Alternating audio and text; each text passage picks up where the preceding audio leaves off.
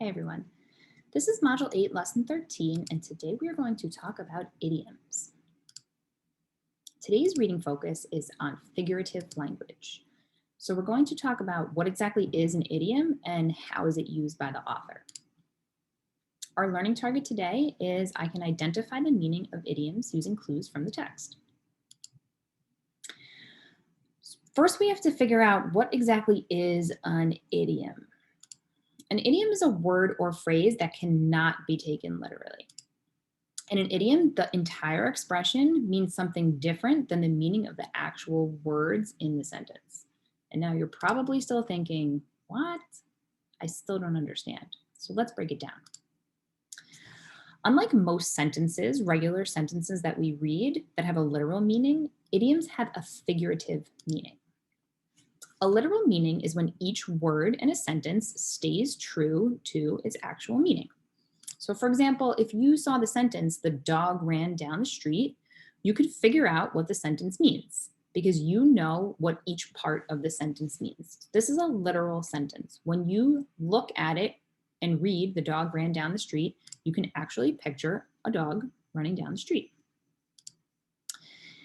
But idioms do not work this way. Idioms are figurative. A figurative meaning is when a combination of words, so a bunch of words that are grouped together, once they're together, they mean something different than the individual words do. For example, maybe you've heard this expression before, it's raining cats and dogs. Now you know that it doesn't actually mean that cats and dogs are flying out of the sky, and you have to use an umbrella to protect yourself from them because that's not possible and doesn't make sense. The idiom doesn't have anything to do with cats or dogs. Actually, it means that it's just raining heavily. So this is the tricky thing about idioms.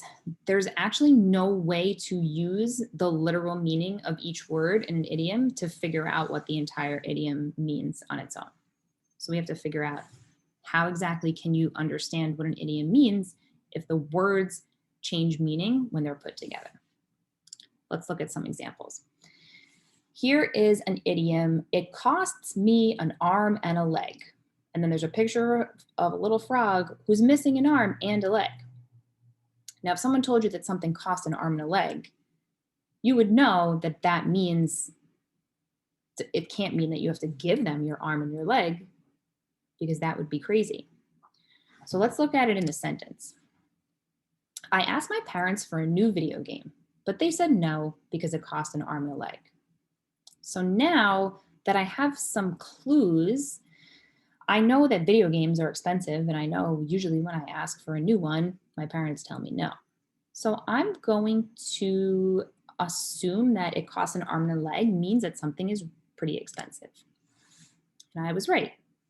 The meaning is that it costs a lot of money. Let's look at another example. The idiom is, I jogged her memory. That's funny because when I think of jogging, I think of running. But how could I jog a memory? My memory can't run. Let's look at it in a sentence. My cousin didn't remember that she told me we could go to the movies together, so I had to jog her memory. Okay, so in this sentence, there's an example of someone forgetting that they told me something, and I am trying to remind her. So I think that this idiom, I jogged her memory, means that I have to remind someone of something. In order to figure out what an idiom means, you have to use context clues and make an inference. When you make an inference, you take the evidence from the text and you combine it with your own background knowledge or things that you already know, and you combine those two things to end up with an educated guess or an assumption.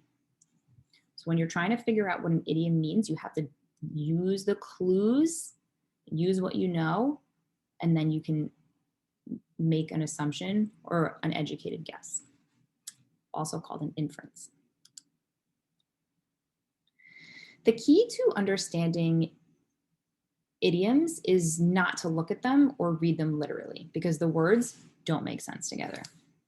So instead, you have to use context clues or infer to figure out their true meaning. Let's take a look at this Example from the text. Martina Deanda couldn't have been more nervous. A few moments ago, she had heard her name announced on the school intercom. She was one of the 2 finalists in the Spring Cook-Off, an annual event sponsored by the school district and the local farmers market. She couldn't believe that she'd made it this far. Before she'd entered the contest, her experience in the kitchen had been limited to pouring milk on her cereal for breakfast. Otherwise, her cooking skills were non-existent. She was an avid viewer of television cooking shows, though.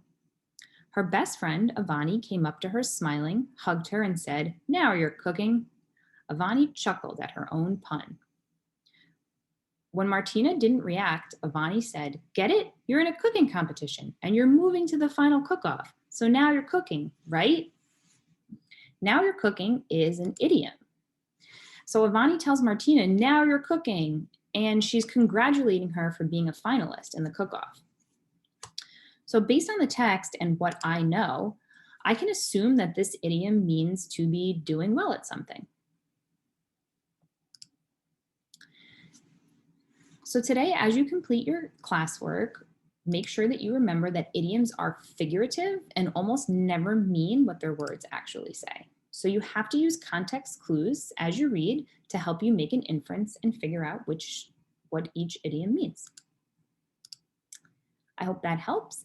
Have a great day, and I will see you soon.